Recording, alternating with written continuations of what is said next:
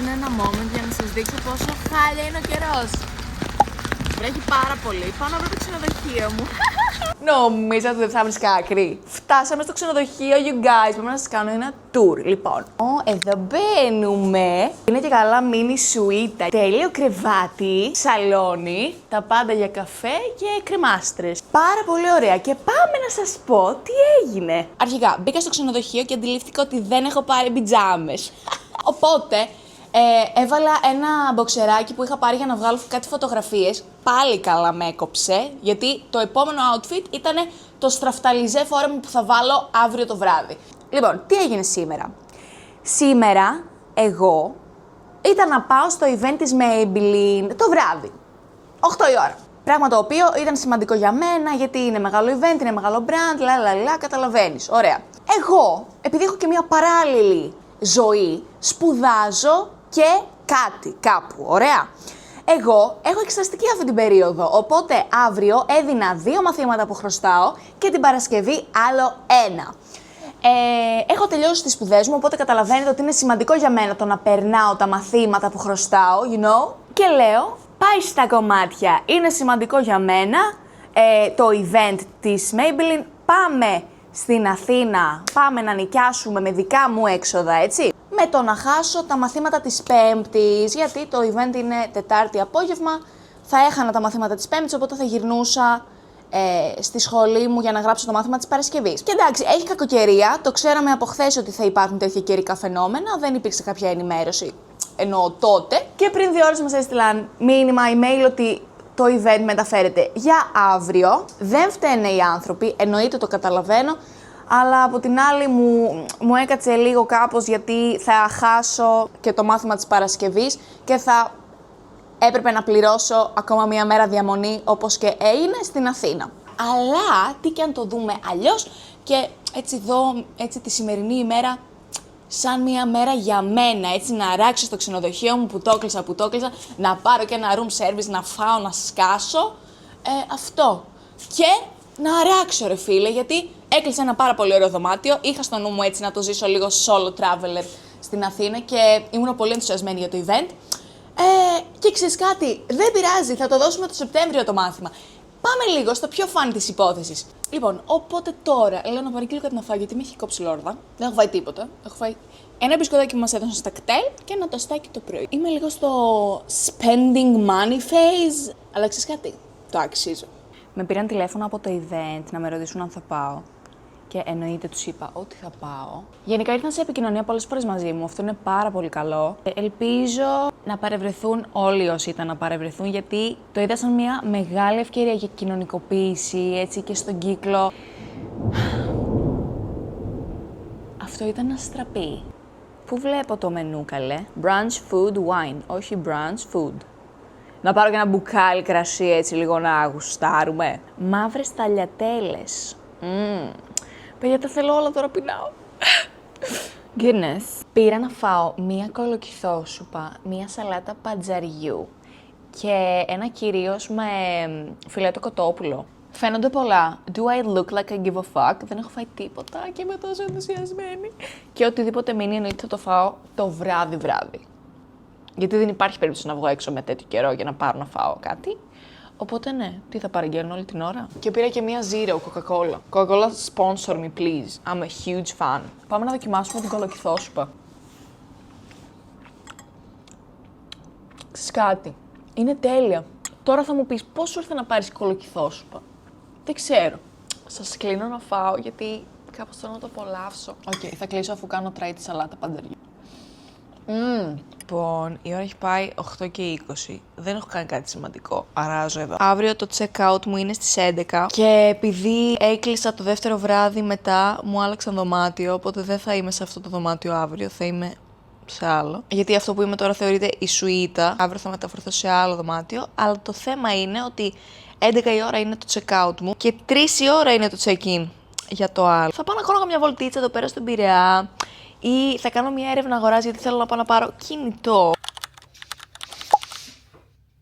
Ήθελα να πάω μετά για πρωινό, αλλά συνειδητοποίησα ότι τελειώνει στις 10:30 και ότι όλοι θα κατεβούν κατά τις 10 και λέω, ok, δεν μπορώ too crowded.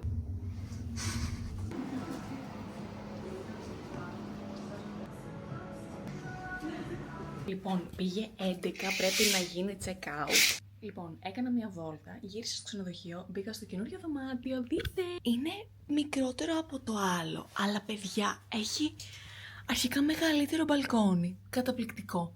Και wow, θέα! Λοιπόν, αυτό που σας είχα πει ότι μπορεί να κάνω, το έκανα.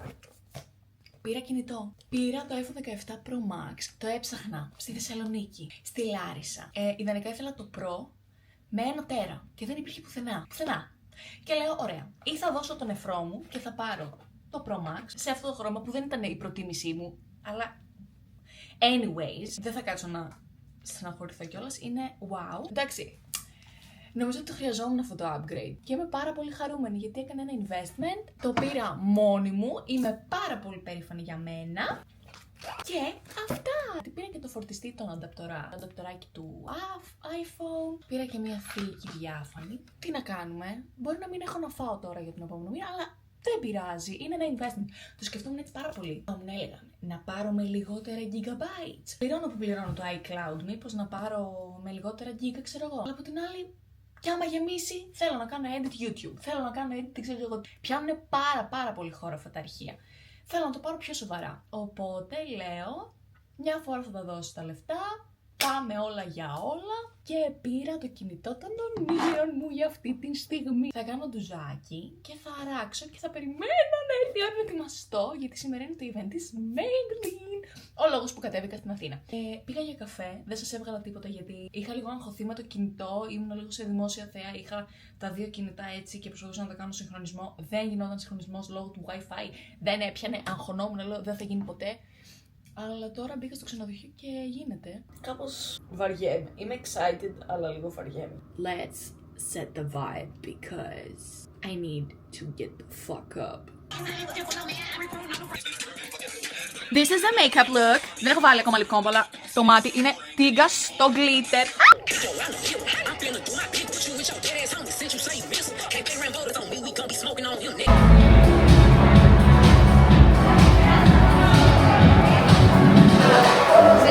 Λοιπόν, δεύτερο event που έρχομαι τελείως μόνη μου.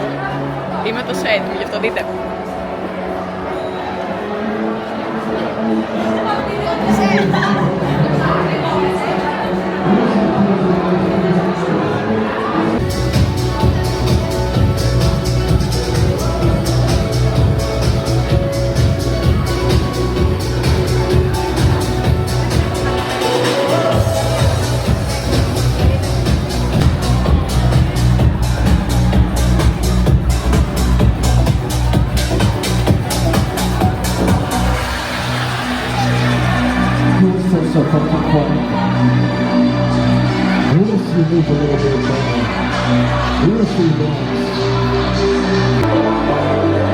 Έχει full κόσμο. Ευχαριστώ πάρα πολύ που είστε απόψε εδώ. Λοιπόν, μας τα χάλασε ο καιρός, όμως δεν έχει καμία σημασία γιατί εσείς είστε πανέμορφοι, υπέροχοι και εγώ και η Maybelline απόψε θα σας χαρίσουμε ένα μοναδικό βράδυ. Μπορείτε να τραγουδήσετε καραόκι εκεί πάνω, μπορείτε να βάλετε φωτογραφίες, μπορείτε να κάνετε ό,τι θέλετε, όλα αυτά.